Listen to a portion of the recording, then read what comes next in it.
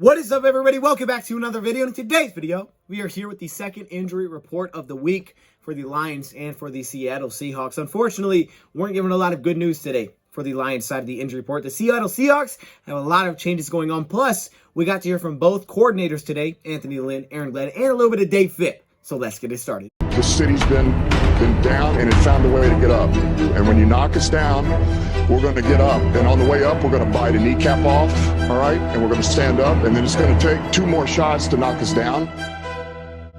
We're going to take another hunk out of you. Before long, we're going to be the last one standing. Welcome, everybody, to another video. Glad you guys are here. It's good to be back for another injury report video. Now, I am working on a video of Tim Boyle in his last start against the Atlanta Falcons. A little bit of a deep dive into that performance because, well, we may see him again this weekend. I'll just say that. I'm not trying to spoil anything, but we might just see him again this weekend. So I wanted to do a little deep dive on his last performance against the Falcons. Take a look at the All-22. So I'm working on that right now. I'm not sure if that'll be out late tonight or possibly tomorrow. That being said, there likely won't be a show tonight on Last Second Sports for Last Second Dose. Rad is not feeling well, so, we're wishing Rad the best. Brad, get healthy, man. We need you. We need you back for Monday. But there is college football action. And I know Michigan State's playing Pittsburgh right now. I'm pretty sure they're up by 3 as of this very second I'm recording it. Michigan plays tomorrow against the Georgia Bulldogs. Yes, sir. So tomorrow we got college football playoff action, and we should be live for that on this channel. So make sure you check us out if you're a Michigan fan, as we react to that game live. I'm so pumped for that. It's crazy. It's still crazy to me that we're in the college football playoffs. But anyways, that's for a whole nother. I know earlier in the day, tomorrow, Alabama plays Cincinnati, I think like 3:30. And then tomorrow we'll have a final injury report. Then we'll have that live stream. Of course, Saturday is Saturday. I don't know. And then Sunday is the Lions game. But anyways, let's waste no time. Let's dive into this injury report, man. Let's take a look at it so I get back to working on this Tim Boyle video. All right, here we go. Let's start with the Lions COVID list update first, as unfortunately, the Lions have added a new player to this COVID list today. No one was taken off today, and that new player is receiver Kalif Raymond. Kalif Raymond has been placed on the COVID list for the Lions, which means the Lions are missing some key pieces, specifically some of their key weapons on the outside.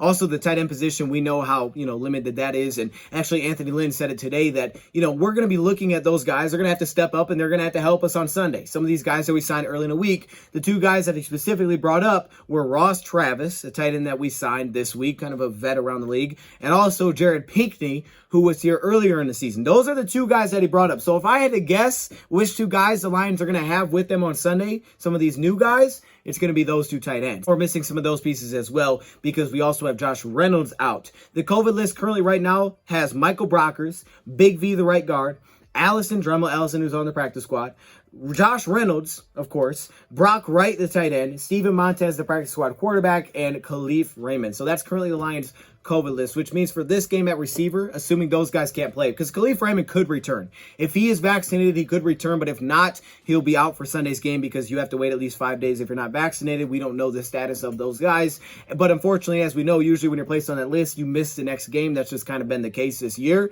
The Lions will be looking at Tom Kennedy, Amon-Ra St. Brown, Kadero Hodge, Trinity Benson, who was taken actually off the COVID list this week. So those guys will have an opportunity to shine in this game. But that's kind of what we're looking at right now with the receiver group. We also do have a guy like Juwan Green, who's on the practice squad that was signed this week. So there's a few options there. A lot of guys that we saw earlier this season that could get another shot at it this week. So I guess that's the exciting part for those guys. It's their chance to step up this week and make some plays. This is their opportunity to do so. You got to take advantage of those opportunities. And I don't know what the weather is going to be like, but I'm sure it's probably not going to be great there in Seattle. I know it was snowing last week when they played Chicago. Take a look at that part. There's a patient report, which is not much better.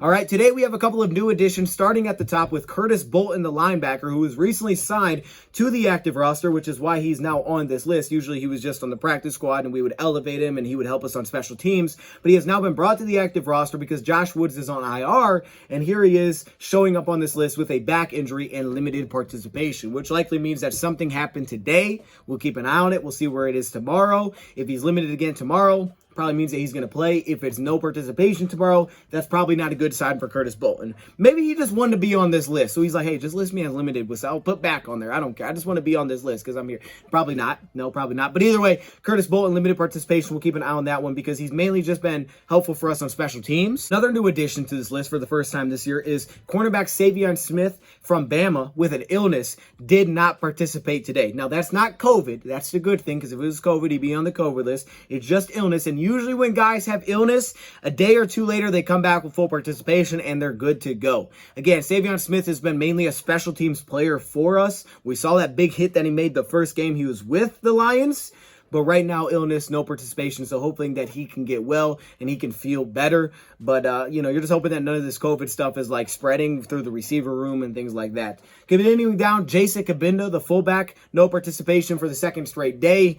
It just kind of seems like Cabinda's not going to play. I mean, we're leaving out hope that maybe he could get back because he's so versatile, but he's just probably not going to play this week. After hearing Dan Campbell speak about him early in the week and knowing that back-to-back days, no participation, it just feels like he's not going to be able to play in this weekend's game. But we'll see. We're still hoping. Then you have quarterback Jared Goff. This is a big update here. For the second straight day, he has not practiced for the Lions with that knee injury against the Cardinals. For the second straight day. Now, yesterday, I said that I'm probably leaning slightly towards Goff playing in this game. But no participation for 2 straight days is concerning, and it definitely puts Sunday's status in question. Tomorrow will be a huge day. If he can practice tomorrow, I'd probably go back to leaning towards Goff plays. If not, he's probably out for Sunday's game, and that would mean Tim Boyle would make a 3rd start of the season and his 2nd straight start for the Lions, which is why it's so important that I get this Tim Boyle video out there so we can take a look at his last game against the Atlanta Falcons. It'd be a good opportunity for Tim Boyle to continue to put film out there and get another game. Jalen Reeves-Maybin, no limited participation. He's been like that for weeks, but he's also played well for weeks. Today, he got a lot of praise from Lions defensive coordinator Aaron Glenn. Aaron Glenn said, man, Jalen Reeves-Maybin, he's a football player. He has a chance to be our starting inside linebacker. Now, of course, Dave Burkett wanted a little elaboration on that. Like, what do you mean starting inside linebacker? Because he's a free agent after this season. I think he signed like a 1-year, $2.3 million deal, somewhere in that range this season, and now he's going to be a free agent. But Aaron Glenn said, yes, if he was brought back, he would have a chance to be our starting inside linebacker next year. He said, we want all of our free agents back defensively. Sounds like they're going to be trying to get Jalen back this offseason, which would make sense. I mean, they gave him a chance. We know what he can do with special teams, but now you're seeing what he can do on defense. I mean, how can you not love that? Julian Okwara, full participation for the 2nd straight day. Julian is in line to play this weekend, as we said yesterday. So we should have Charles Harris, Austin Bryant, Julian Okwara, and get some more depth back to an outside linebacker position that's been missing it. We've been getting a little bit deeper into the depth chart recently. But now it looks like Julian's going to be back for the first time in a while. And you wrap it up with Swift, who for the 2nd straight day, full participation. He should be good to go for Friday. That's what they told us yesterday, and that continues to be the case today. So that is the Lions side of the injury report. Really not a lot of good news. There's really been, no improvements. There's just been 2 new guys added to the list. So not a ton of great news there, but let's take a look at the Seattle Seahawks side of the injury report, which has changed. It's a big injury report, but it has changed a little bit. Starting off with their COVID update, this comes with starting left guard Damian Lewis, a 2020 third-round pick out of LSU, who has today been placed on the COVID list. Again, this doesn't mean that he's out for Sunday. He's just probably pretty unlikely to play on Sunday because it's already Thursday. In his place, Kyle Fuller earlier this season has been the guy to step up. I know he hasn't played that well this year. They could be looking at possibly being without 2 starting offensive linemen in this game. And with a team like Seattle, when Rashad Penny has been incredible as of late, whether that's continuing to go with Kyle Fuller, who's played over 400 snaps this season, or is going to a guy like Jamarco Jones, who's been signed up to the practice squad but hasn't really had much experience, in-game experience, or Phil, they have some other options. But let's take a look at that participation report today for the Seattle Seahawks. First off, we start with an improvement from Gabe Jackson, who is their starting right guard. He returned today with limited participation dealing with a knee injury. Remember, yesterday was a walkthrough, so that's probably why you see so much improvement here. John, the backup inside linebacker with no participation for the 2nd straight day. Carlos Dunlap was completely taken off the list. I mean, he wasn't even on there. So I guess they just took him off because he had rest yesterday. I just left him on there as in, like he's going to play, but, he had rest. So he's back, full participation today, I guess, but he wasn't even on their list anymore. So I'm just going to say he's going to be good to go. Dwayne Brown for the 2nd straight day with rest. He got 2 days of rest? Come on, man. Okay, 2 days of rest. That's pretty nice. Dwayne Brown resting once again for the 2nd straight day. Al Woods also returned to practice, a good defensive lineman. We said it yesterday. They have a nice front 4. Well, Al Woods is back with his shoulder injury, limited today. Brandon Shell, who they're not sure if he's going to be able to go this week, and they're starting right tackle. He had no participation for the second straight day. So yes, their offensive line could be missing some pieces. Yesterday we're talking about, look at the D-line. All of a sudden we're flipping the script and saying, well, hold up. Let's look at that O-line because they could be missing some guys there. DK Metcalf returned to full participation today after no participation yesterday with his foot injury. We said yesterday that they've done this all year being cautious with it, but it was a foot, so we might as well keep our eye on it. But it's full participation, so I guess that was the case. Puka Ford, full participation. He did not practice yesterday either. Another one of their interior defensive tackles, but he returned full participation from the concussion that he was listed with. So their defensive line is getting those pieces back. And then you move to Alex Collins, limited participation for the second straight day with his abdomen injury, which held him out last week. It looks like maybe he'll be able to go this week with Rashad Penny, who, yeah, I mean, he's been good. Okay, think about some of these stats real quick. I know we're not to Penny yet, but I heard some of these stats today. So Rashad Penny, since week 14, is first in National Football League with 311 rushing yards. He's also second in National Football League with 255 of those yards coming after contact. And I guess the Lions are allowing the most yards after contact in the National Football League. Whoa, okay, I didn't know that. Yeah, Penny's been killing it recently. Their offensive coordinator spoke about him today, Shane Waldron, saying, you know, he's so happy for him because the guy's 230 pounds. He can run really hard. Then at the same time, he's still got that acceleration, you know, at the second level. So he'll be a factor. Down to everybody else that's full participation. Freddie Swain, Ethan, Tyler, Quandre Diggs, full participation. All those guys were also full participation yesterday. And you wrap it up with that man, Rashad Penny. So that is the Seattle Seahawks injury report. Definitely some improvement there. The Damian Lewis one will be one to keep an eye on because of that offensive line. But for the Lions, we didn't really get a lot of good news. So hopefully tomorrow is a different story. Maybe we get some guys back off of COVID. Maybe we get some of these guys back participating tomorrow, like a Jared Goff. But we'll see. Starting off with Aaron Glenn, who brought up that he wanted to be better in zone coverage. He said when you look at the total stats, we were good. Total yards allowed, rushing yards allowed was like 50 yards. He said that was good, but he's like, when you really peel back the onion, and I talked about this with the players, when you peel back the onion, you can see that they did a good job dink and dunking underneath and keeping their drives efficient and long. And that is completely the truth after watching it back. There was like the same thing kept happening over and over. What are we doing defensively? They just keep attacking us the same way. Continue to pull out one of our inside linebackers with like a flat route, and then they'd hit us right in the middle with a dink and dunk. And he's like, you know, we want to be able to adjust that zone coverage. And it's what Dan Campbell said right after the game. They were playing that, you know, more dink and dunk kind of game, but it worked for them, and they were keeping these long drives alive. And then, of course, the big play to Kyle Pitts adjusted to, and they hit us with a post over the middle. So they kept hitting us with that short zone cover. So I know exactly what he's talking about. Hopefully I have some clips of this to share with you guys as I'm saying that. I think these last two games are big games for Iffy, you know, because he wants to see him. Of course, he's missed so much time. It's a rookie. And he's like, we believe he can be a big part of our defense going forward. So this is two big games. Both these coordinators say they do believe in, you know, carrying momentum from one season to another, an off season to another. Actually, Anthony Lynn said last year with the LA Chargers, they won their last 4 games. Now, of course, he got fired, but he's like, you know, they carried over, and I think they got out to a hot start this year. And actually, some of what we did last year has to do with that. And he's like, I believe, speaking of the Lions, they'll get off to a hot start next year with this hot start that they could finish with this year. So these last 2 games are important to carry that momentum. Like I said about St. Brown, the receiver who's been huge recently. I guess St. Brown won the Offensive Rookie of the Month, which is the first time a Lions player has won that since 2010. You have to go back to Javid Best. I didn't know Javid Best won that. What? Javid Best? Oh my goodness, that's a throwback. 2010.